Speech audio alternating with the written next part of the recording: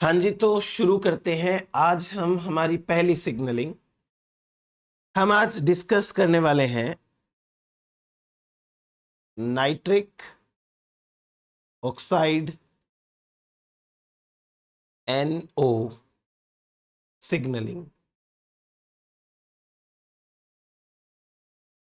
Nitric oxide की signalling बहुत interesting case रही थी। डिस्कवरी से लेकर के अब तक बहुत यूजफुल है और इवन हार्ट डिजीजेस के अंदर नाइट्रिक ऑक्साइड का इस्तेमाल किया जाता है। इसके बारे में हम एक थोड़ा सा ब्रीफ इंट्रोडक्शन देख लेते हैं। जैसे सबसे पहले अगर मैं बात करूं कि नाइट्रिक ऑक्साइड होती क्या है, व्हाट इज नाइट्रिक ऑक्साइड, तो नाइट्रिक ऑक्साइड के बारे में हमको पता चलना चाहिए। स्टार्टिंग के अंदर यह लगता था कि जो सेकेंडरी मैसेंजर्स होते हैं, सिग्नलिंग के अंदर काम आते हैं सेकेंडरी मैसेंजर्स, ये सारे के सारे या तो कोई आयन होते हैं या कोई छोटे साइज के प्रोटीन्स, अमीनो एसिड्स ये हो सकते हैं। लेकिन जब नाइट्रिक ऑक्साइड की डिस्कवरी हुई तो पता चला कि गैस भी सेकेंडरी मैसेंजर की तरह काम कर सकती है। तो नाइट्रिक ऑक्साइड बेसिकली क्या है? ये एक इनऑर्गेनिक गैस है। Nitric oxide is an inorganic gas. ये इनऑर्गेनिक गैस है। अब मजे की बात क्या है कि नाइट्रिक ऑक्साइड दो तरीके से सिग्नलिंग करती है। एक्स्ट्रा सेलुलर मैसेंजर का भी काम कर सकती है। It can act in both ways as extracellular messenger, यानी कि ये जैसे मान लीजिए प्लाज्मा मेम्ब्रेन है और प्लाज्मा मेम्ब्रेन के ऊपर कोई रिसेप्टर है, उसके साथ में बाइंड होकर के ये बाहर से अंदर सिग्नलिंग या कोई रेस्पॉन्स है वो जनरेट कर सकती है। अब आप लोगों को ये लग रहा होगा कि नाइट्रिक ऑक्साइड तो गैस है, फिर बाहर से काम करने की कहां जरूरत है, ये अंदर आकर भी तो काम कर सकती है क्योंकि ये तो प्लाज्मा मेम्ब्रेन को इजीली क्रॉस कर सकती है। डेफिनेटली आपका सोचना भी सही है, बट ये एक्स्ट्रा सेलुलर मैसेंजर का भी काम करती है एज वेल एज ये इंट्रा सेलुलर मैसेंजर का भी काम करती है, इंट्रा सेलुलर सेकेंड मैसेंजर का, सेकेंड मैसेंजर दोनों की तरह काम करती है ये। अब ज्यादातर हमें यह पता है कि जो नाइट्रिक ऑक्साइड है वो मसल रिलैक्सेशन के अंदर या वेसोडायलेशन के काम आती है, बट नाइट्रिक ऑक्साइड के इफेक्ट भरे पड़े हैं। इवन ये ब्रेन डेवलपमेंट में काम आती है, ये हार्ट मसल्स को रिलैक्स करने के काम आ सकती है, इवन ये एंटीकोगुलेशन का काम करती है। जब प्लेटलेट्स एक जगह इकट्ठा हो जाती है तो ब्लड क्लॉट हो जाता है, लेकिन ये प्लेटलेट्स को एक जगह इकट्ठा नहीं होने देती, एंटीकोगुलेंट का काम करती है, न्यूरोट्रांसमीटर की तरह भी ये काम करती है। हम देखेंगे इसके बहुत सारे इफेक्ट। बहुत इंटरेस्टिंग टाइप का ये एक मॉलिक्यूल है जिसकी सिग्नलिंग इंपॉर्टेंट है। चलिए बात करते हैं इसके इफेक्ट्स की। इफेक्ट्स मैं एक बार के लिए बस इन जनरल छोटे छोटे इफेक्ट की बात कर रहा हूं, डिटेल में हम अभी सिग्नलिंग देखेंगे थोड़ी देर में। जैसे ये एंटी कोगुलेशन में काम करती है, एंटी कोगुलेशन ब्लड को क्लॉट नहीं होने देती, इसलिए बहुत सारी हार्ट डिजीजेस के अंदर ये काम आती है, मेडिसिन का काम करती है। ये न्यूरो ट्रांसमिशन का काम करती है, न्यूरो ट्रांसमिशन का काम भी करती है। स्मूथ मसल्स को रिलैक्स कराती है,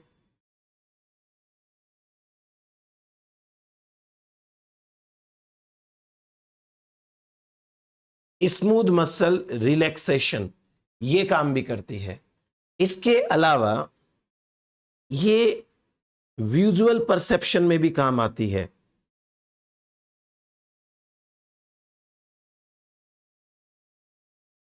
विजुअल परसेप्शन है उसके अंदर भी ये काम आ जाती है।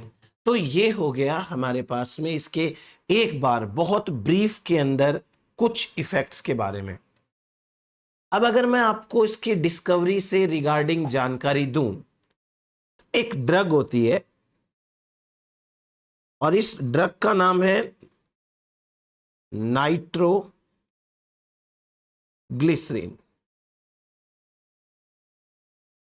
नाइट्रोग्लिसरीन एक्चुअली नाइट्रोग्लिसरीन क्या काम करती है, कैसे काम करती है? जैसे मान लीजिए कि कोई हार्ट प्रॉब्लम है, किसी इंसान को कोई हार्ट प्रॉब्लम आ गई, उसके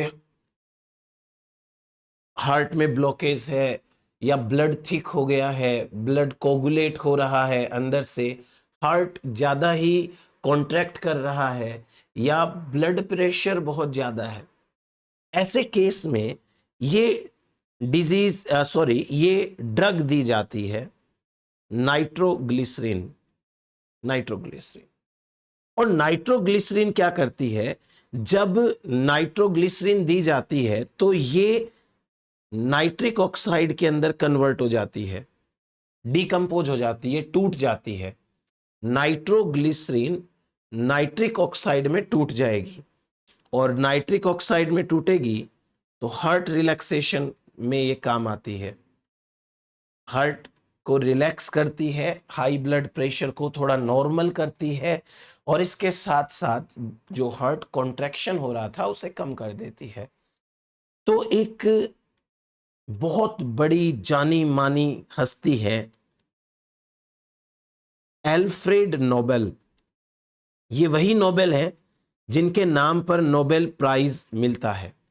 नोबेल फाउंडेशन, नोबेल ट्रस्ट जो है वो डोनेशंस इकट्ठा करके नोबेल प्राइज डिस्ट्रीब्यूट करते हैं।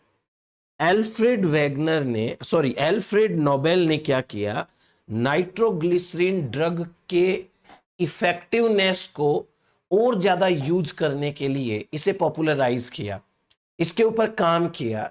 ये चेस्ट पेन में भी काम आती है। तो नाइट्रोग्लिसरीन के बारे में इतनी छोटी सी बात है।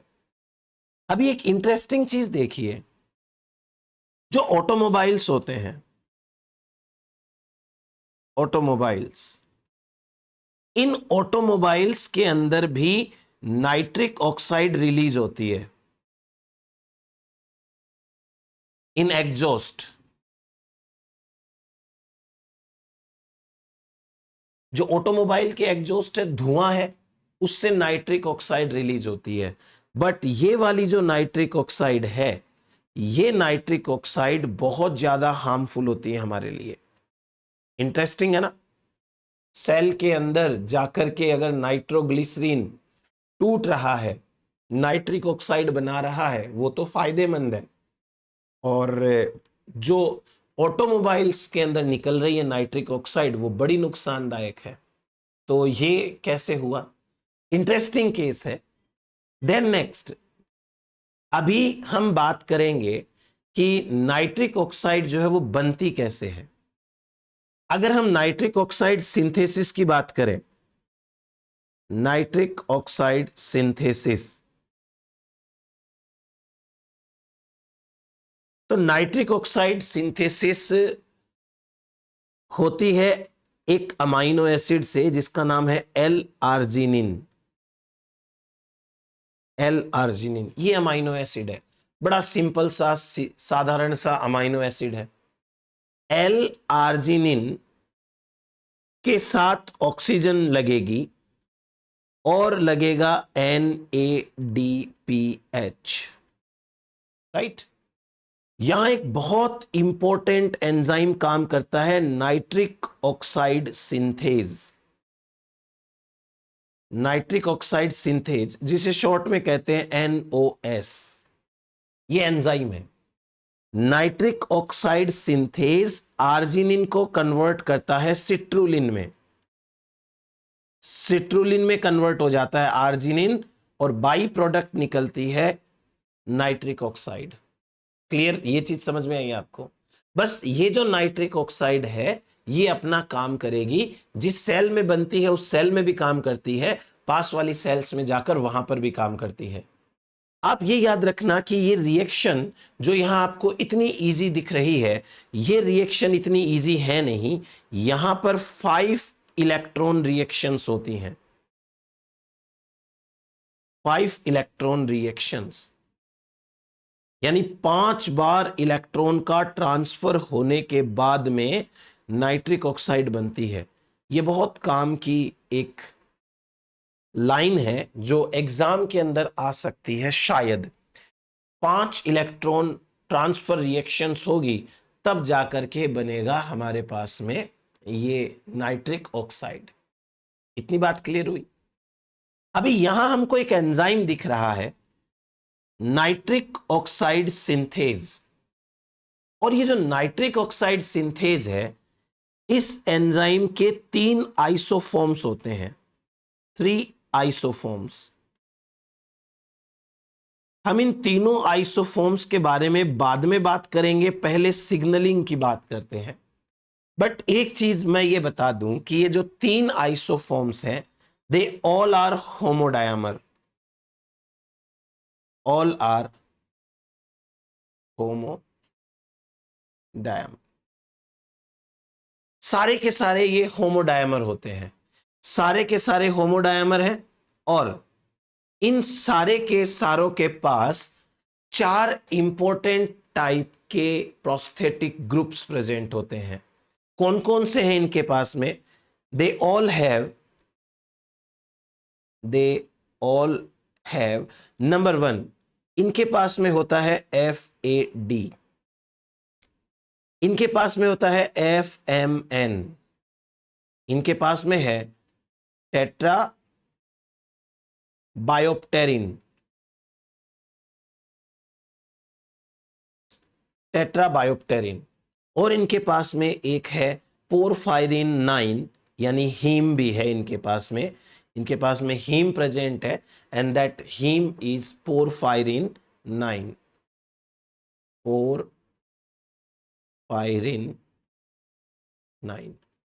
तो ये 4 इंपॉर्टेंट हमको यहां पर दिख रहे हैं प्रोस्थेटिक ग्रुप्स जो इस एंजाइम के पास में प्रेजेंट होते हैं। ये एंजाइम है वो होमोडायमर एंजाइम होता है। और ये कैसे काम करता है इसकी पहले अपन सिग्नलिंग देख लेते हैं, उसके बाद में वापस आएंगे इस एंजाइम के बारे में। चलिए बात करते हैं इसकी सिग्नलिंग के बारे में। अब इसकी सिग्नलिंग को पहले मैं आपको एक बार ओवरऑल समझा देता हूं क्या होता है। और जो सिग्नलिंग हम सबसे ज्यादा पढ़ते हैं कि वैसोडायलेशन के अंदर ये काम आता है, तो वैसोडायलेशन कैसे कराता है? वैसोडायलेशन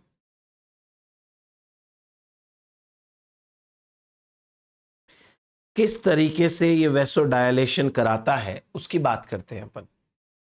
जैसे एक बार इमेजिन करिए कि ये है ब्लड वेसल की एंडोथीलियल सेल्स, E4 एंडोथीलियल, ठीक है। ये ब्लड वेसल की एंडोथीलियल सेल,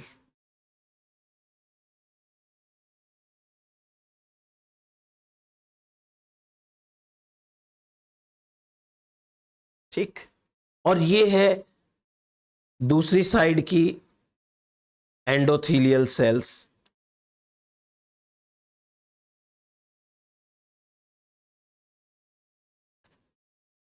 और बीच में ब्लड वेसल की ल्यूमन है जिसमें ब्लड का फ्लो हो रहा है, ठीक है। ये है ल्यूमन जिसके अंदर ब्लड का फ्लो हो रहा है, इस डायरेक्शन के अंदर ब्लड का फ्लो होता है। तो ये हो गई ल्यूमन। अब ब्लड वेसल की एंडोथीलियल सेल्स के जस्ट पास में यहां पर है ये स्मूथ सेल्स, स्मूथ सेल्स। ये रही एक और स्मूथ सेल, ये स्मूथ सेल। इस तरीके से बहुत सारी स्मूथ सेल्स फैली हुई हैं, स्मूथ सेल, ये स्मूथ सेल। क्लियर हो गया ये? तो एक तो है यहां एंडोथीलियल सेल्स, एंडोथीलियल सेल्स, और एक है स्मूथ सेल्स, स्मूथ सेल्स। अब होता क्या है यहां पे, एक ओवरऑल कहानी सुनिए। एंडोथीलियल सेल्स है, ये बनाएगी नाइट्रिक ऑक्साइड। कौन बनाएगी? Endothelial cells. जैसे यहां पर एंडोथीलियल सेल में ये नाइट्रिक ऑक्साइड बन गई, ये नाइट्रिक ऑक्साइड डिफ्यूज हो जाएगी स्मूथ सेल के अंदर, ये नाइट्रिक ऑक्साइड यहां ऐसे डिफ्यूज हो गई। जब नाइट्रिक ऑक्साइड डिफ्यूज हो जाती है तो जो स्मूथ सेल्स हैं, ये स्मूथ सेल्स रिलैक्स हो जाती हैं थोड़ी सी, और जब ये स्मूथ सेल्स रिलैक्स हो जाएंगी तो इनके रिलैक्स होने की वजह से जो ब्लड वेसल होती है उसका डायामीटर बढ़ जाता है। And now you can see कि ये ब्लड वेसल का डायामीटर अब बढ़ गया है। ये देखिए, ये डायामीटर और पहले ये डायामीटर। तो इस वजह से अब ब्लड का एफिशिएंट फ्लो होता है, ब्लड कोगुलेट नहीं करता है, रुकता नहीं है, कंटिन्यूअसली फ्लो होता है। That process is known as vasodilation. एक ओवरऑल कहानी समझ में आई आपको? क्या करना है हमें यहां पे कि सबसे पहले एंडोथीलियल सेल्स के अंदर क्या बनाना है? एंडोथीलियल सेल में नाइट्रिक ऑक्साइड बनानी है। जब एंडोथीलियल सेल के अंदर नाइट्रिक ऑक्साइड बन जाती है तो वो पास वाली सेल्स में डिफ्यूज हो जाती है, ऊपर और नीचे। जब स्मूथ सेल के अंदर नाइट्रिक ऑक्साइड जाती है तो बड़े कमाल के तरीके से ये अपना काम करती है। वो सिग्नलिंग अब हम पढ़ेंगे। अब इस सिग्नलिंग के लिए मैं ये दो सेल्स ले रहा हूं। मान लो ये तो है एक एंडोथीलियल सेल जिसको मैंने अभी ग्रीन कलर से हाईलाइट किया, और ये है एक स्मूथ सेल। तो मैं इन दो सेल्स के बारे में बात करता हूं। पहले अपन एंडोथीलियल सेल के बारे में देखेंगे, और एंडोथीलियल सेल है उसमें नाइट्रिक ऑक्साइड बनाने तक के स्टेप्स डिस्कस करते हैं। तो सपोज करिए कि ये है हमारे पास में प्लाज्मा मेम्ब्रेन। किसकी प्लाज्मा मेम्ब्रेन? एंडोथीलियल सेल की plasma membrane. Plasma membrane of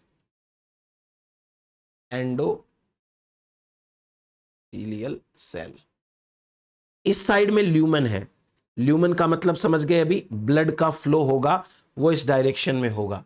तो अभी ये सेल जो है वो इस तरीके से है, ये तो एंडोथीलियल सेल हो गई, और इसके नीचे जो है वो स्मूथ सेल हो गई। अब हम इसमें सिग्नलिंग पढ़ने वाले हैं। तो एक आइडिया मैंने आपको दिया, अब अपन एक बार ढंग से तरीके से सिग्नलिंग की बात करते हैं। Now try to understand. मैं अपने जो वर्ड्स बोल रहा हूं उनके ऊपर ध्यान देना, थोड़ा सा इंपॉर्टेंट है ये सारी चीजें। एंडोथीलियल सेल की प्लाज्मा मेम्ब्रेन पर एक प्रोटीन है जिसका नाम है जी प्रोटीन।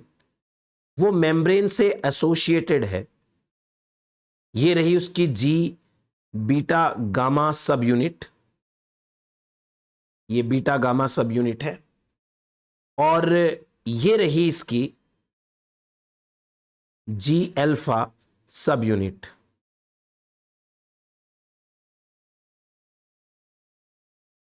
ये उसकी जी अल्फा सब यूनिट।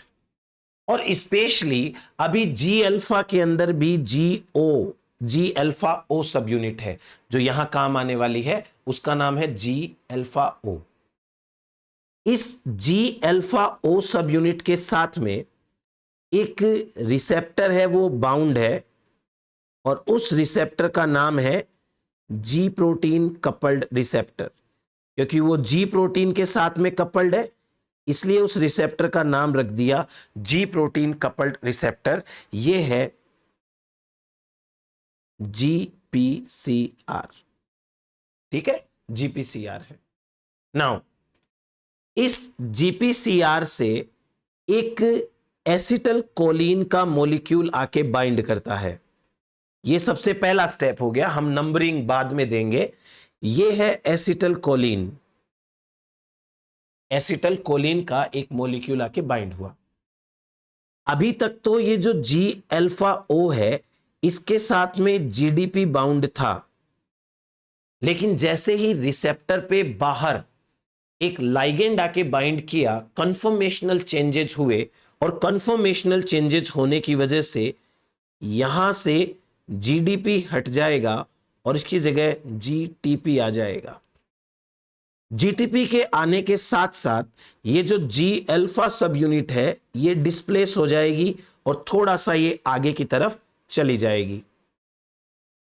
यहां आगे आ गई ये आ गई जी अल्फा ओ सब यूनिट।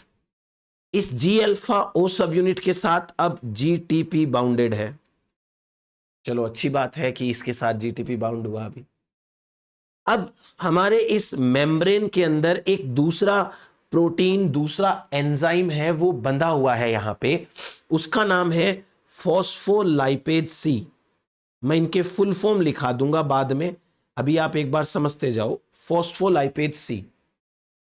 और जो ये जी अल्फा ओ सब यूनिट एक्टिवेट हुई है, ये एक्टिवेट करती है इस फॉस्फोलाइपेज सी को। तो फॉस्फोलाइपेज सी को एक्टिवेट किसने किया? जी अल्फा ओ ने। ठीक। अब अभी कहानी और बाकी है। इसी मेम्ब्रेन के ऊपर एक फॉस्फोलिपिड होता है, उसका नाम है फोस्फोटाइडल इनोसिटोल 4,5 बिसफॉस्फेट। इसे कहते हैं PIP2। PIP2 clear? ये PIP2 मेम्ब्रेन के साथ एसोसिएटेड है। फॉस्फोलाइपेज सी इस PIP2 के ऊपर काम करता है, इसको तोड़ देता है। फॉस्फोलाइपेज सी जब इसको तोड़ेगा तो एक तो बनेगा डैग, डाई एसाइल ग्लिसरोल, और डाई एसाइल ग्लिसरोल मेम्ब्रेन के अंदर ही लगा हुआ है। PIP2 से टूट करके एक छोटा सा रेगुलेटरी मॉलिक्यूल सेपरेट हो जाता है, जिसका नाम है इनोसिटोल 1,4,5 ट्राइफॉस्फेट। इसे कहते हैं IP3। इसका नाम है IP3। ये सेपरेट हो गया। IP3 सेपरेट हुआ तो यहां पर IP3 का रोल समझिए। इस एंडोथीलियल सेल की जो एंडोप्लाज्मिक रेटिकुलम है, उस एंडोप्लाज्मिक रेटिकुलम के ऊपर एक स्पेशल टाइप के आयन चैनल्स हैं, कैल्शियम आयन चैनल्स। और ये कैल्शियम आयन चैनल्स को कहते हैं IP3 gated calcium ion channels. IP3 gated calcium ion channels. ठीक है। IP3 क्या करेगा? IP3 आकर के यहां बाइंड होगा। ये IP3 बाइंड हो गया। जैसे ही IP3 आके बाइंड होता है, अंदर से बहुत सारे कैल्शियम बाहर भागते हैं और एंडोथीलियल सेल के अंदर देखते ही देखते कैल्शियम आयन की कॉन्सेंट्रेशन बढ़ जाती है, हाई कैल्शियम आयन कॉन्सेंट्रेशन हो जाती है। कैल्शियम आयन की कॉन्सेंट्रेशन जैसे जैसे बढ़ती है, वैसे वैसे एक मॉलिक्यूल होता है, एक प्रोटीन होता है, जिसका नाम है काल मोडुलिन। काल मोडुलिन। ये काल मोडुलिन प्रोटीन इस कैल्शियम के साथ में बाइंड हो जाता है। मान लीजिए कि ये है काल मोडुलिन और ये है मान लीजिए कैल्शियम का आयन। काल मोडुलिन और कैल्शियम। अब काल मोडुलिन और कैल्शियम जैसे ही बाइंड होते हैं, काल मोडुलिन प्रोटीन है वो एक्टिवेट हो जाता है। इसको कहते हैं कैल्शियम काल मोडुलिन कॉम्प्लेक्स। कैल्शियम कैम कॉम्प्लेक्स बोलते हैं इसको, काल मोडुलिन कॉम्प्लेक्स बोलते हैं। कैल्शियम काल मोडुलिन कॉम्प्लेक्स ये बन गया। जैसे ही ये बना, एंडोथीलियल में सेल के अंदर एक एंजाइम है जो मेम्ब्रेन बाउंड एंजाइम है। ये मेम्ब्रेन के ऊपर बाइंड रहता है ये रही मान लीजिए दूसरी साइड से मेम्ब्रेन। इस मेम्ब्रेन के ऊपर एक एंजाइम बाउंड रहता है, उस एंजाइम का नाम है nitric oxide synthase. Nitric oxide synthase. ये कहां बाउंड है? मेम्ब्रेन के अंदर। जब ये मेम्ब्रेन के अंदर बाउंड रहता है तो कैल्शियम कॉलमोडुलिन कॉम्प्लेक्स इसको एक्टिवेट करता है। ये कैल्शियम कॉलमोडुलिन कॉम्प्लेक्स है, इसने एक्टिवेट किया इस एंजाइम को। एंजाइम हुआ एक्टिवेट, ये एक्टिवेट हो गया। एंजाइम हुआ एक्टिवेट तो एंजाइम अपना काम करेगा, और एंजाइम का काम क्या है? आर्जिनिन से नाइट्रिक ऑक्साइड बनाना। तो यहां पर कोई आर्जिनिन का मॉलिक्यूल होगा, ARG मतलब आर्जिनिन, और ये आर्जिनिन को कन्वर्ट करेगा किसके अंदर? सिट्रुलिन के अंदर प्लस नाइट्रिक ऑक्साइड के अंदर। इतना काम कहां चलता है? इतना काम चलता है सिंपली एंडोथीलियल सेल्स में। यह है एंडोथीलियल सेल। ये तो हो गया एंडोथीलियल सेल का काम कंप्लीट। अब बात आती है स्मूथ सेल की, तो हम स्मूथ सेल और बना लेते हैं। स्मूथ सेल की प्लाज्मा मेम्ब्रेन ये रही मान लीजिए, ये स्मूथ सेल की प्लाज्मा मेम्ब्रेन है। Just a minute, sorry.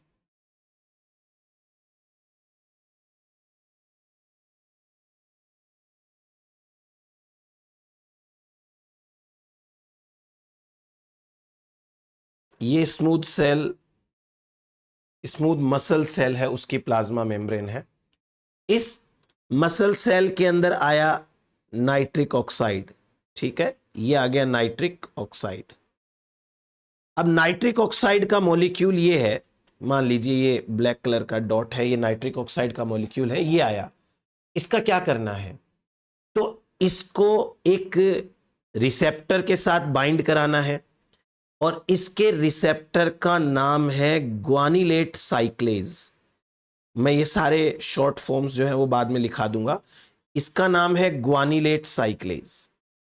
ये ग्वानिलेट साइक्लेज कई टाइप के होते हैं, मेम्ब्रेन बाउंड होते हैं, सॉल्युबल होते हैं, बट यहां जो स्मूथ मसल सेल है इसके अंदर नाइट्रिक ऑक्साइड का रिसेप्टर ग्वानिलेट साइक्लेज, ये सॉल्युबल रिसेप्टर है। ये सॉल्युबल रिसेप्टर क्या करेगा? डेफिनेटली किसके साथ बाइंड करेगा? ये बाइंड करेगा नाइट्रिक ऑक्साइड के साथ में।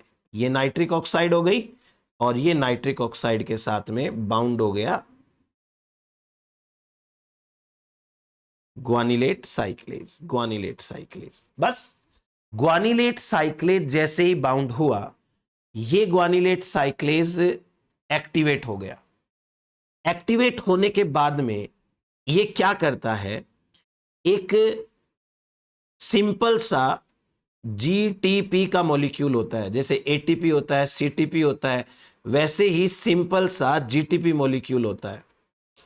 इस जीटीपी मॉलिक्यूल को ये तोड़ेगा और इसको कन्वर्ट करेगा साइक्लिक जीएमपी में। साइक्लिक जीएमपी, इसको साइक्लिक बना देगा। जैसे साइक्लिक एएमपी होता है, वैसे साइक्लिक जीएमपी। अभी ये साइक्लिक जीएमपी के बहुत सारे रोल्स होते हैं, मैं आपको एक एक करके छोटे छोटे तरीके से बताता हूं। साइक्लिक एएमपी के, जीएमपी के सॉरी, रोल देखिए। ये प्लाज्मा मेम्ब्रेन हो गई। रोल नंबर 1, यहां प्लाज्मा मेम्ब्रेन के ऊपर कैल्शियम आयन चैनल्स रहते हैं जो बंद होते हैं। यह है कैल्शियम आयन चैनल्स।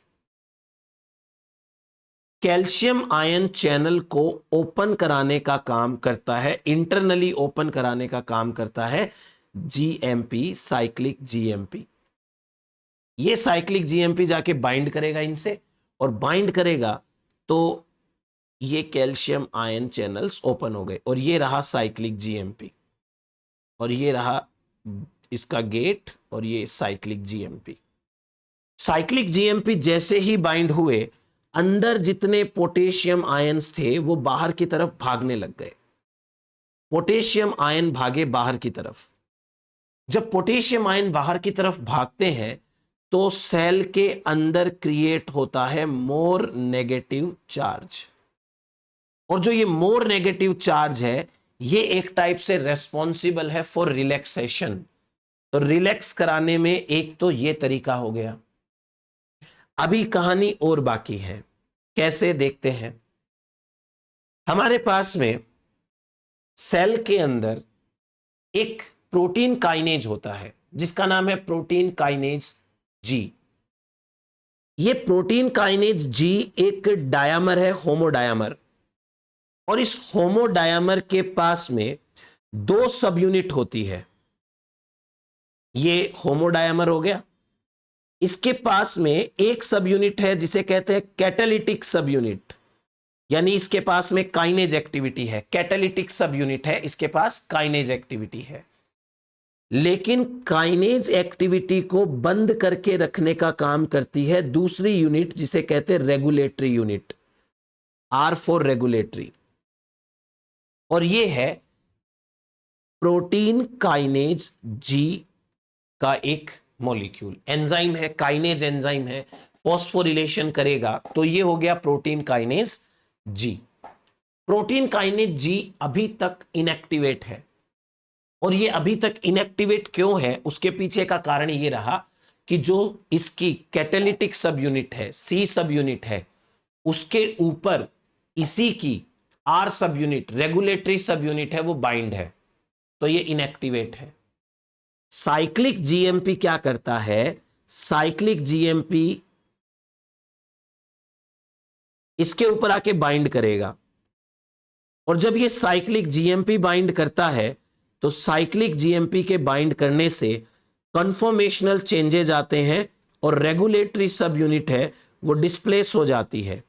ये कैटालिटिक सब यूनिट और ये रेगुलेटरी सब यूनिट ये खुल गया, एंजाइम खुल गया और यहां पर बाइंड है साइक्लिक जीएमपी और ये रही साइक्लिक जीएमपी, ऐसे बाइंड हो गई।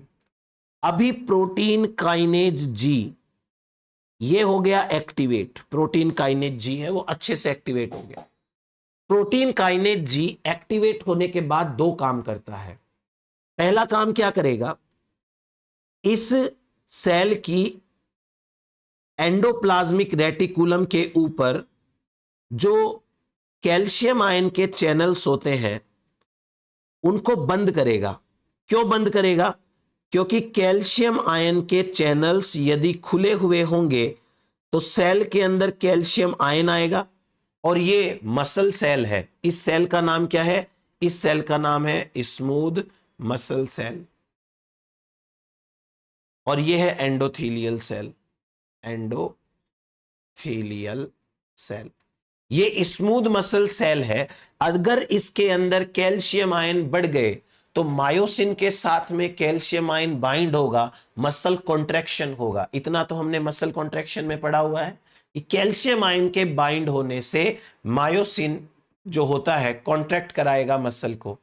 तो प्रोटीन काइनेज जी को क्या करना चाहिए, ये जो कैल्शियम आयन चैनल है, कैल्शियम आयन चैनल, इनको इनहिबिट कर देना चाहिए। ये कर दिया इसने इनहिबिट, नेगेटिवली इनहिबिट कर दिया इसको। जब ये कैल्शियम आयन चैनल इनहिबिट हो जाएंगे तो सेल के अंदर कैल्शियम आयन की कॉन्सेंट्रेशन डिक्रीज होगी।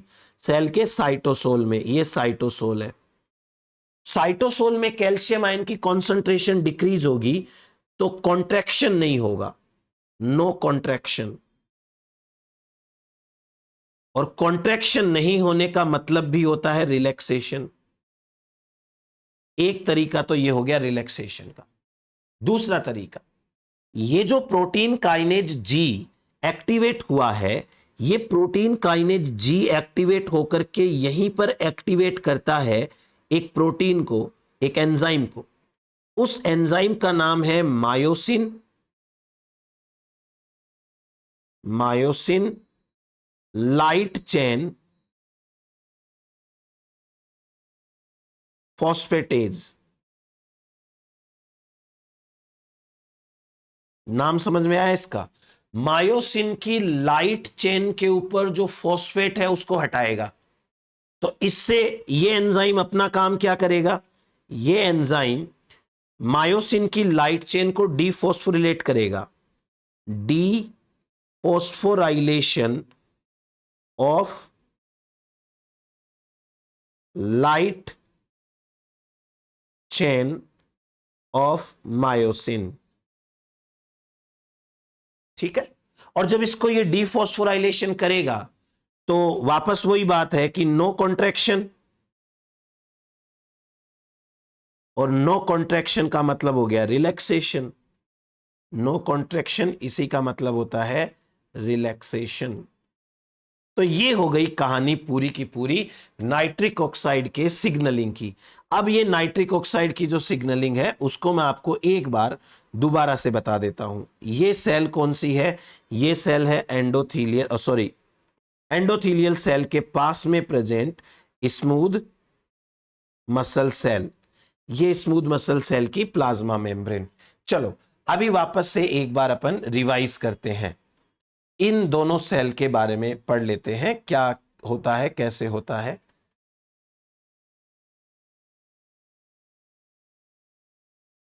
ये मैं और थोड़ा सा इसको शॉर्ट करता हूं, चलिए इतना हो पाएगा, इतना तो दिखेगा ये।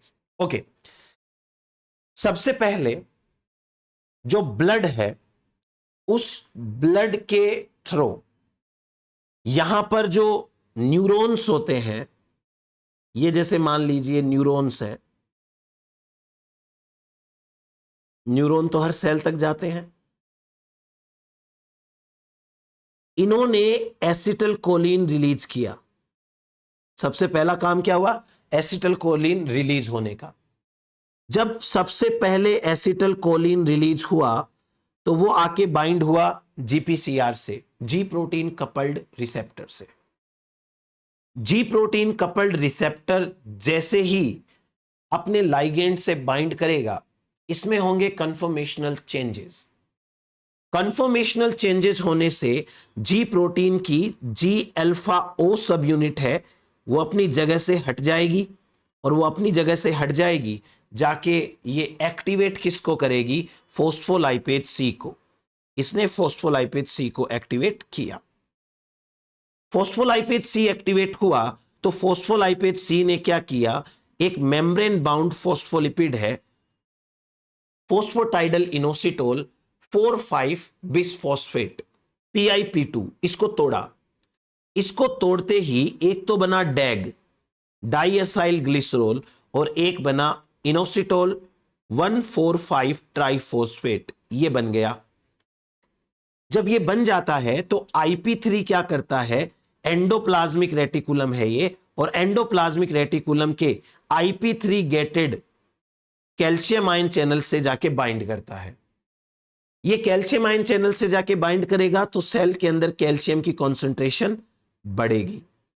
जब सेल के अंदर कैल्शियम की कॉन्सेंट्रेशन बढ़ जाती है तो कैल्शियम के साथ में बाइंड करता है एक कॉल मॉडुलिन नाम का प्रोटीन एंजाइम, और ये बनता है calcium calmodulin complex, calcium CaM complex. Calcium CaM complex क्या करता है? एक मेम्ब्रेन बाउंड एंजाइम है नाइट्रिक ऑक्साइड सिंथेज, उसको एक्टिवेट कर देता है। नाइट्रिक ऑक्साइड सिंथेज जैसे ही एक्टिवेट होता है, ये रिएक्शन चलती है, आर्जिनिन से सिट्रुलिन बनता है और नाइट्रिक ऑक्साइड रिलीज होती है। कहां? एंडोथीलियल सेल में। एंडोथीलियल सेल के अंदर नाइट्रिक ऑक्साइड रिलीज होगी, और ये नाइट्रिक ऑक्साइड रिलीज होके डिफ्यूज होके कहां आ जाएगी? ये आ जाएगी स्मूथ मसल सेल के अंदर, जो एंडोथीलियल सेल के जस्ट आगे की तरफ है। देन उसके बाद में नाइट्रिक ऑक्साइड का रिसेप्टर बैठा हुआ है जिसका नाम है ग्वानिलेट साइक्लेज। ग्वानिलेट साइक्लेज ये सॉल्यूबल टाइप का है, और ये ग्वानिलेट साइक्लेज क्या करता है? ये नाइट्रिक ऑक्साइड के साथ बाइंड करता है। नाइट्रिक ऑक्साइड के साथ जैसे ये बाइंड करेगा, ये एक्टिवेट हो जाएगा, और ये एक्टिवेट होकर के जीटीपी को कन्वर्ट करता है साइक्लिक जीएमपी के अंदर। साइक्लिक जीएमपी जैसे ही बनेगी, साइक्लिक जीएमपी दो तीन काम करती है। पहला काम, पोटेशियम आयन चैनल को खोलती है, जिससे पोटेशियम आयन बाहर निकलते हैं, मोर नेगेटिव होता है। मोर नेगेटिव का मतलब भी हो गया रिलैक्सेशन, ये रिलैक्सेशन हो गया। साथ ही साथ at the same time cyclic GMP के कुछ मॉलिक्यूल्स जाकर के बाइंड हो जाते हैं प्रोटीन काइनेज जी के साथ।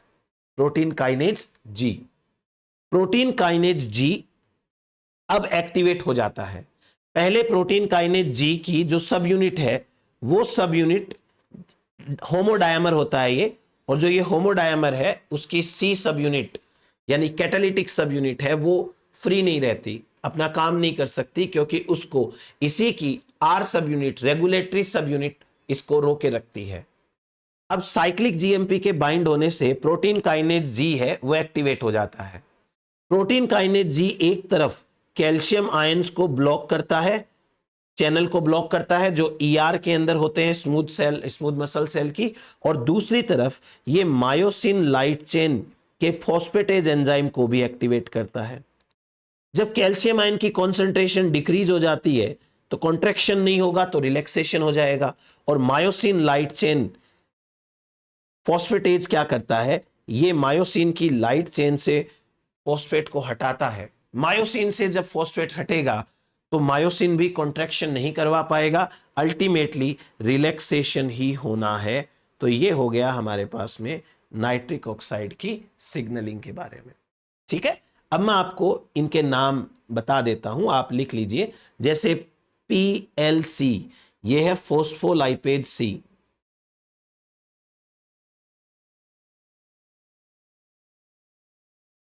जैसे PIP2 है, इसका नाम है फॉस्फोटाइडल इनोसिटोल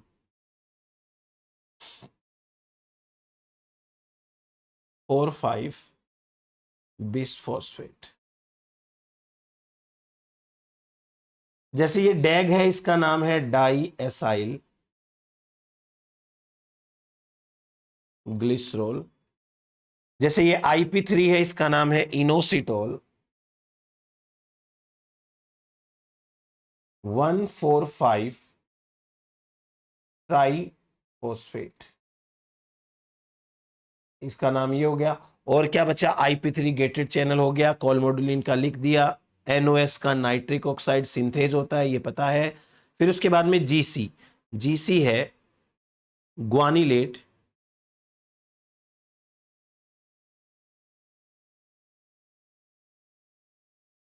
साइक्लेज, ग्वानिलेट साइक्लेज। उसके बाद में और तो क्या बचा, प्रोटीन काइनेज जी, ये प्रोटीन काइनेज जी। बस ये हो गए हमारे पास में इनके नाम। अभी मैं आपको थोड़ा बहुत इंट्रोडक्शन और देता हूं कि जो सिग्नलिंग है, उस सिग्नलिंग के साथ में और क्या क्या पॉसिबिलिटीज हो सकती है। जैसे एक छोटी सी नाइट्रिक ऑक्साइड साइकिल चलती है ब्लड के अंदर, तो आप इसको ऐसे समझें कि ब्लड में एक प्रोसेस चल रही है। इन ब्लड, मान लीजिए कि ब्लड के अंदर नाइट्रिक ऑक्साइड बनी किसी भी तरीके से या पहुंची, तो ब्लड के अंदर ऑक्सीजनेटेड हीमोग्लोबिन होता है ना, ऑक्सीजनेटेड हीमोग्लोबिन। ऑक्सीजनेटेड हीमोग्लोबिन का मतलब हो गया HBO2, ऑक्सीजनेटेड हीमोग्लोबिन। ये क्या करता है, इस नाइट्रिक ऑक्साइड को या तो नाइट्रेट में कन्वर्ट कर देता है या फिर ये नाइट्राइट में कन्वर्ट कर देता है। अगर ऐसा हुआ तो ये यहां कुछ नहीं कर पाएगी। देन इस नाइट्रेट या नाइट्राइट को वापस डीऑक्सीजनेटेड हीमोग्लोबिन जो होगा, डीऑक्सीजनेटेड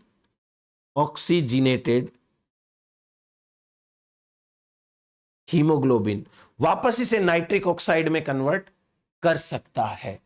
एक तो चीज हो गई ये हमारे पास में। अभी हम पढ़ते हैं कुछ और सिंपल चीजों के बारे में। एक ड्रग आती है, इस ड्रग का नाम है वियाग्रा। वियाग्रा वियाग्रा ड्रग को कहते हैं सिल्डेनाफिल सिट्रेट। सिल्डेनाफिल सिट्रेट, इसका रोल, इसका काम समझ लेते हैं। होता क्या है कि एक एंजाइम है जिसका नाम है साइक्लिक जीएमपी फॉस्फोडाइएस्ट्रेज।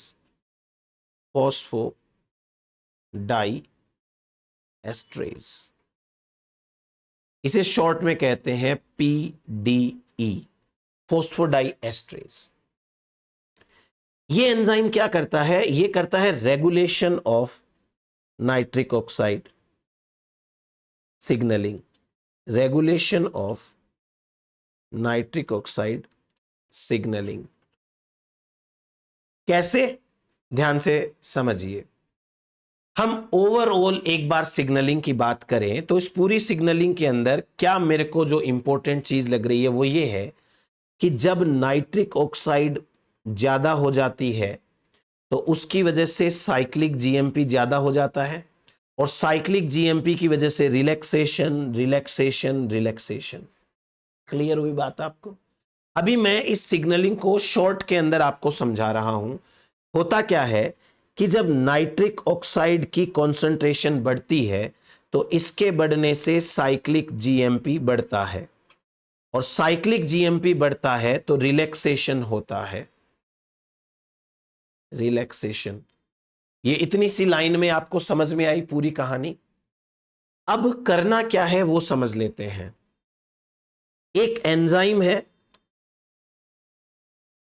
और ये एंजाइम क्या करता है? फॉस्फोडाइएस्ट्रेज एंजाइम। फॉस्फोडाइएस्ट्रेज एंजाइम साइक्लिक जीएमपी को तोड़ करके वापस से जीएमपी बना देता है, इसका बॉन्ड तोड़ देता है, जिसकी वजह से ये साइक्लाइज्ड हो रखी थी ना, वो बॉन्ड तोड़ देता है। अगर ये जीएमपी बन गया तो इसका मतलब no relaxation, no relaxation. Clear हुआ ये बात आपको? तो मैं अब ऐसे लिख दूं कि जितना ज्यादा फॉस्फोडाइएस्ट्रेज एंजाइम एक्टिवेट होगा उतना ही रिलैक्सेशन कम होगा, या जितना ज्यादा फॉस्फोडाइएस्ट्रेज एंजाइम होगा साइक्लिक जीएमपी उतना कम होगा, और जितना कम साइक्लिक जीएमपी होगा उतना कम रिलैक्सेशन होगा। क्लियर हो गई ये बात आपको? ये हो गया इस सिग्नलिंग का रेगुलेशन। कौन से एंजाइम से? पीडीई। अब मैं बात करता हूं एक ड्रग के बारे में जिसका नाम है वियाग्रा, सिल्डेनाफिल सिट्रेट, वियाग्रा। देखो होता क्या है, दो टाइप के फॉस्फोडाइएस्ट्रेज एंजाइम होते हैं। एक होता है फॉस्फोडाइएस्ट्रेज 5, एक होता है फॉस्फोडाइएस्ट्रेज 3। फॉस्फोडाइएस्ट्रेज 5 और फॉस्फोडाइएस्ट्रेज 3। फॉस्फोडाइएस्ट्रेज 5 पाया जाता है पेनिस में, और यह पाया जाता है हार्ट में। हार्ट में। क्लियर? वियाग्रा का हार्ट वाले फॉस्फोडाइएस्ट्रेज के ऊपर कोई इफेक्ट नहीं है। वियाग्रा है, देयर इज नो इफेक्ट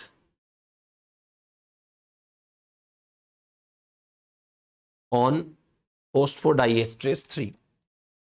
फॉस्फोडाइएस्ट्रेज 3 के ऊपर इसका कोई इफेक्ट नहीं है। तो हार्ट के अंदर जो फॉस्फोडाइएस्ट्रेज 3 होगा वो अपना काम करता रहेगा, और अपना ये काम करेगा तो हार्ट मसल कॉन्ट्रैक्ट करेंगी। लेकिन जो वियाग्रा है वो पेनिस के फॉस्फोडाइएस्ट्रेज 5 को इनहिबिट करती है। अब इससे क्या होगा? होता यह है कि पेनिस में जब नाइट्रिक ऑक्साइड की कॉन्सेंट्रेशन बढ़ती है तो इरेक्शन बढ़ता है, क्योंकि ब्लड वेसल्स डायलेशन की वजह से यहां पर ब्लड का फ्लो ज्यादा होगा, और ब्लड फ्लो ज्यादा होने से इरेक्शन ज्यादा होगा। बट ये वियाग्रा क्या कर रहा है, फोस्फोडाइएस्ट्रेज 5 को इनहिबिट कर रहा है। अगर फोस्फोडाइएस्ट्रेज 5 इनहिबिट होगा तो ये अपना काम नहीं कर पाएगा। तो हम इसको ऐसे लिख सकते हैं, वियाग्रा ट्रीटमेंट, वियाग्रा इनहिबिट करेगा फोस्फोडाइएस्ट्रेज 5 को। फोस्फोडाइएस्ट्रेज 5 अब no breakdown of cyclic GMP, और जब साइक्लिक जीएमपी का ब्रेकडाउन नहीं होगा तो more dilation of blood vessels, ज्यादा से ज्यादा ब्लड वेसल्स का डायलेशन होगा। तो वियाग्रा का यूज किया जाता है। ये तो हो गई हमारे पास में फोस्फोडाइएस्ट्रेज से रिलेटेड बातें। अब हम दो एंजाइम हमारे पास में है। एक एंजाइम है नाइट्रिक ऑक्साइड सिंथेज, एक एंजाइम है हमारे पास में ग्वानिलेट साइक्लेज, और एक है हमारे पास में protein kinase G. Protein kinase जी के और बहुत रोल आएंगे, तो हम प्रोटीन काइनेज जी को अलग से पढ़ेंगे। अभी के लिए मैं इन शॉर्ट आपको दो एंजाइम के बारे में बताता हूं। तो पहले आप हेडिंग डाल सकते हैं, नाइट्रिक ऑक्साइड सिंथेज।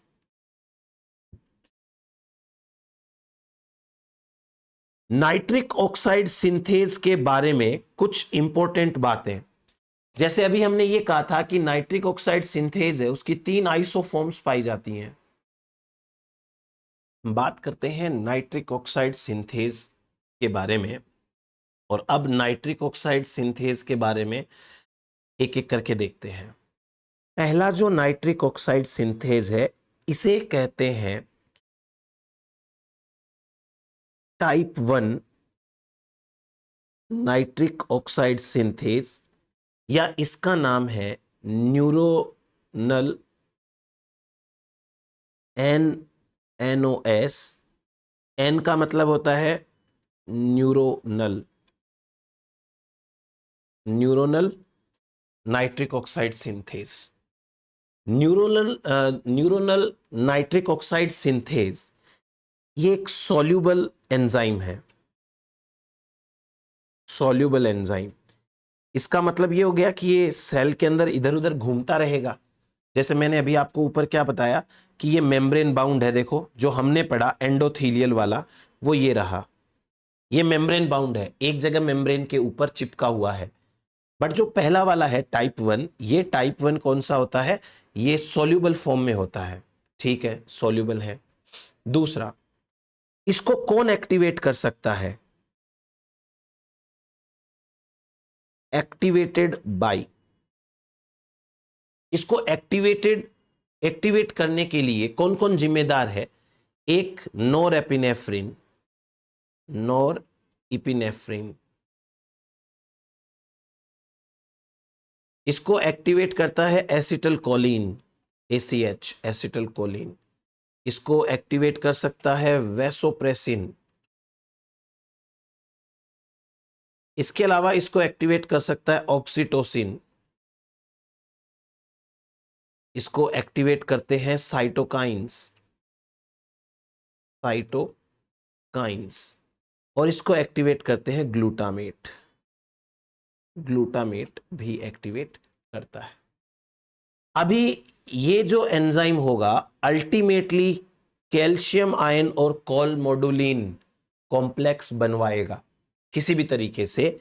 तो ये कैल्शियम आयन कोलमोडुलिन डिपेंडेंट वे में काम करता है, डिपेंडेंट वे में काम करता है। अच्छा, ये कहां पाया जाता है, हमने लिख तो दिया न्यूरोनल होता है, न्यूरॉन्स के अंदर। ये प्रेजेंट होता है दोनों में, CNS एंड PNS में। प्रेजेंट इन एक तो होता है ये सीएनएस के अंदर, बहुत इंटरेस्टिंग है सीएनएस में, और एक होता है ये पीएनएस के अंदर, पीएनएस। सीएनएस एंड पीएनएस दोनों के अंदर ये काम करता है। काम करने का इसका तरीका बड़ा अलग है। सीएनएस के अंदर ये पोस्ट सिनेप्टिक वे में काम करता है। पोस्ट सिनेप्टिक, पोस्ट सिनेप्टिक का मतलब क्या हुआ अभी बताता हूं आपको। और इसके अंदर ये काम करता है प्री सिनेप्टिक वे में। प्री सिनेप्टिक वे में कैसे? जैसे ये प्री सिनेप्टिक नोब है, और ये मान लीजिए कि पोस्ट सिनेप्टिक न्यूरॉन है, ये प्री सिनेप्टिक और ये पोस्ट सिनेप्टिक। तो यहां पर सीएनएस के अंदर, सेंट्रल नर्व सिस्टम के अंदर, नाइट्रिक ऑक्साइड बनता तो यहां पे है, और यहां से ये उल्टी डायरेक्शन के अंदर डिफ्यूज होके जाता है प्री सिनेप्टिक के अंदर, और यहां पर जाकर के ये कोई टाइप का अपना सिग्नलिंग देगा। इसको कहते हैं retrograde diffusion. Retrograde diffusion, retrograde diffusion, उल्टी डायरेक्शन के अंदर डिफ्यूजन करता है, इसे कहते हैं रेट्रोग्रेड डिफ्यूजन। क्लियर हो गया ये? अब यहां पर जाकर ये कई सारी चीजों को अफेक्ट करेगा, लर्निंग को इफेक्ट करेगा, लर्निंग को इफेक्ट करता है, इसकी सिग्नलिंग से ब्रेन का डेवलपमेंट होता है, ब्रेन डेवलपमेंट को अफेक्ट करता है। ये तो हो गया सीएनएस के अंदर। पीएनएस के अंदर नॉर्मल जैसे होता है वैसे होता है कि ये प्री सिनेप्टिक नोब है और ये पोस्ट सिनेप्टिक नर्व है, तो ये यहां बनेगा प्री सिनेप्टिक में, और यहां से डिफ्यूज होगा, और डिफ्यूज होकर के आएगा पोस्ट सिनेप्टिक के अंदर। ये प्री सिनेप्टिक है, ये पोस्ट सिनेप्टिक है, यहां पर आकर के ये कोई ना कोई टाइप की सिग्नलिंग जो इसको करना होगा वो करेगा। मोस्टली ये मसल रिलैक्सेशन कराता है, मसल रिलैक्सेशन। तो ये हो गया हमारे पास में पहला वाला एक टाइप 1 एनओएस। अब मैं बात करता हूं टाइप 2 एनओएस की। दूसरा है हमारे पास में टाइप 2 एनओएस, इसे कहते हैं आईएनओएस, इसे कहते हैं inducible, inducible NOS. Inducible NOS क्यों कहते हैं? ये एनओएस बहुत इंपॉर्टेंट है इम्यूनिटी पॉइंट ऑफ व्यू से। अगर हमारी बॉडी के अंदर बैक्टीरिया अटैक कर जाए तो ये बैक्टीरिया के लिपोपॉलीसैकेराइड्स को पहचान करके एक्टिवेट हो जाता है, और एक्टिवेट होके एनओ बनाना शुरू करता है, नाइट्रिक ऑक्साइड। और नाइट्रिक ऑक्साइड जो सेल्स में बैक्टीरिया ने अटैक किया है उन सेल में जाके उन सेल को मार देती है। इससे क्या होता है कि हमारी वो सेल्स जिनके अंदर बैक्टीरियल अटैक है वो सेल मर जाएंगी, हमको इम्यूनिटी मिलेगी। तो इस तरीके का सा कुछ काम होता है। अगर हम इसकी बात करें तो ये भी सॉल्युबल एंजाइम है,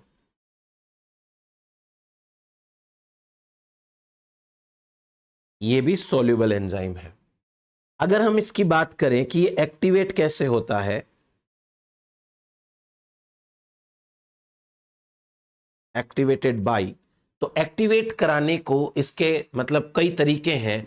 जैसे एक तो बैक्टीरियल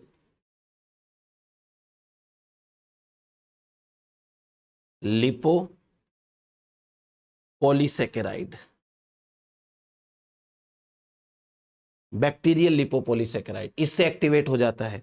यह एक्टिवेट होता है साइटोकाइन से, साइटोकाइंस इनसे भी एक्टिवेट होता है। और इसमें कैल्शियम कॉलमोडुलिन का कोई रोल नहीं है। कैल्शियम कॉलमोडुलिन इंडिपेंडेंट, इनको ये इंक्लूड ही नहीं करता है, इनको नहीं करता इंक्लूड इसमें। फिर इसके बाद में ये कहां कहां प्रेजेंट है, इट इज प्रेजेंट इन, तो ये प्रेजेंट होता है मैक्रोफेजेस के अंदर, मैक्रोफेजेस, और ये प्रेजेंट होता है हिपेटोसिस्ट के अंदर, हिपेटोसाइट्स के अंदर, सॉरी, हिपेटोसाइट्स में प्रेजेंट होता है ये मैक्रोफेजेस एंड हिपेटोसाइट्स में। देन उसके बाद में इसका फंक्शन समझ लीजिए, नॉर्मल फंक्शन। सीएनएस पीएनएस की तरह अलग अलग तो है नहीं, एक ही हम समझ लेते हैं। ये ब्लॉक करता है आयरन सेंटर इन रेस्पिरेटरी चेन, इन रेस्पिरेटरी चेन। ध्यान से सुनिएगा मेरी बात को। माइटोकॉन्ड्रिया के अंदर ईटीएस होती है, इलेक्ट्रॉन ट्रांसपोर्ट चेन, जिसको रेस्पिरेटरी चेन बोल सकते हैं। उस चेन में जहां आयरन प्रेजेंट होता है वहां पर ये आयरन को ब्लॉक करता है। इसके अलावा ये ब्लॉक करता है एकोनिटेज एंजाइम को। एकोनिटेज एंजाइम याद है आपको? एकोनिटेज सिट्रिक एसिड साइकिल या क्रेब साइकिल का एक एंजाइम होता है एकोनिटेज, इसको ये इनिबिट कर देता है। एकोनिटेज को इनिबिट करता है, साथ ही साथ ये राइबो न्यूक्लियोटाइड रिडक्टेज को भी इनिबिट करता है। राइबो न्यूक्लियोटाइड रिडक्टेज, इसको भी इनिबिट करता है। ये साथ ही साथ डैमेज करता है डीएनए को, डीएनए डैमेज भी कराता है, डीएनए डैमेज। नाइट्रिक ऑक्साइड के इफेक्ट पड़ रहे हैं, फंक्शन ऑफ एनओ। ये मत सोचना कि किसके इफेक्ट की बात चल रही है, नाइट्रिक ऑक्साइड के इफेक्ट की बात चल रही है। और ये बैक्टीरियोसाइडल भी है, बैक्टीरिसाइडल, बैक्टीरिया को मारता है। ये ट्यूमोरिसाइडल भी है, ट्यूमर को भी खत्म करता है। तो ये हो गया टाइप 2 से बनी हुई एनओ के काम। टाइप 2 एनओएस से जो नाइट्रिक ऑक्साइड बनेगी मोस्टली उन सेल्स के अंदर जहां पर डैमेज हो रखा है, बैक्टीरिया का अटैक हो रखा है। एक्चुअली बनती तो ये कहां पर है, हिपेटोसाइट के अंदर और मैक्रोफेजेस के अंदर, बट ये जाती है उन सेल्स के अंदर जहां बैक्टीरिया का अटैक हुआ है। अब हम बात करते हैं टाइप 3 की, टाइप 3 एनओएस। टाइप 3 एनओएस को कहते हैं ईएनओएस, और जो ये ईएनओएस होता है इसे कहते हैं endothelial NOS, endothelial NOS, endothelial NOS. Endothelial NOS जो अभी हमने पढ़ा वो वाला है, तो ये एक तो मेम्ब्रेन बाउंड है, सॉल्यूबल नहीं है, ये मेम्ब्रेन बाउंड होता है, सॉल्यूबल नहीं होता है ये। दूसरा, एक्टिवेट किससे होता है ये? एक्टिवेटेड बाय, ये हार्मोन से एक्टिवेट होता है, हार्मोन्स हैं वो इसको एक्टिवेट कर सकते हैं। अभी हमने देखा था कि कैल्शियम कॉलमोडुलिन है वो एक्टिवेट करता है, कैल्शियम कैम कॉम्प्लेक्स बनता है वो इसको एक्टिवेट कर देता है।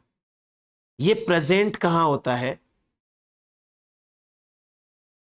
प्रेजेंट इन एंडोथेलियल मेम्ब्रेन के अंदर, एंडोथेलियल मेम्ब्रेन के अंदर, एंडोथेलियल सेल्स के अंदर, सॉरी, एंडोथेलियल सेल्स के अंदर प्रेजेंट होता है।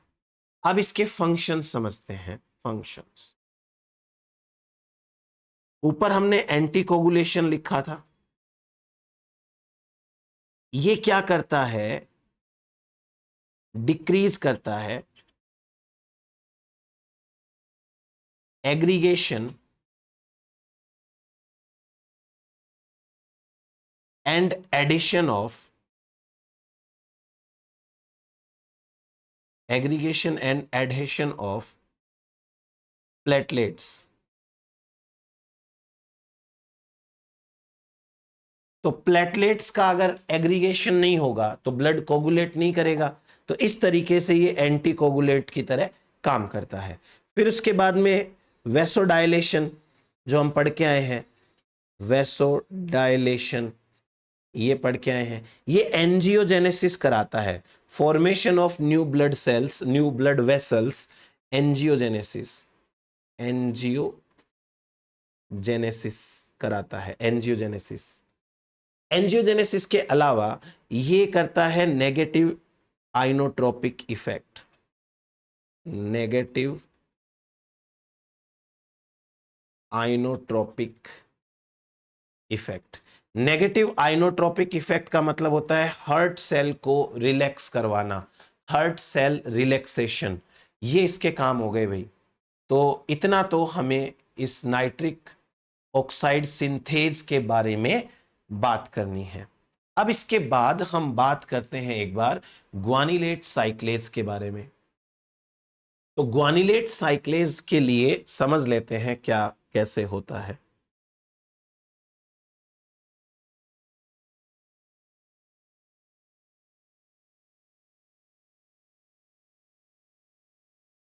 ग्वानिलेट साइक्लेज 3 टाइप का होता है। पहले तो इसको डिवाइड करते हैं 2 ब्रॉड कैटेगरी के अंदर, फिर 3 में डिवाइड कर लेंगे।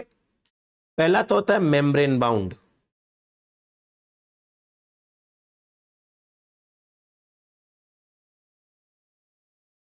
मेम्ब्रेन बाउंड समझ गए कि जैसे कोई ये मेम्ब्रेन है और उसके ऊपर ये बाउंड है, ग्वानिलेट साइक्लेज। और दूसरा होता है सॉल्यूबल, जो अभी अपन पढ़ के आए हैं सिग्नलिंग में, सॉल्यूबल। तो ग्वानिलेट साइक्लेज 2 टाइप के हैं, मेम्ब्रेन बाउंड एंड सॉल्यूबल। अब मेम्ब्रेन बाउंड के अंदर आते हैं 3 category, guanylate cyclase A and guanylate cyclase B. इनका काम एक जैसा सा है इसलिए इनको एक साथ रखा। और दूसरा है ग्वानिलेट साइक्लेज सी। ठीक है, ये तो हो गए नॉर्मल ग्वानिलेट साइक्लेज।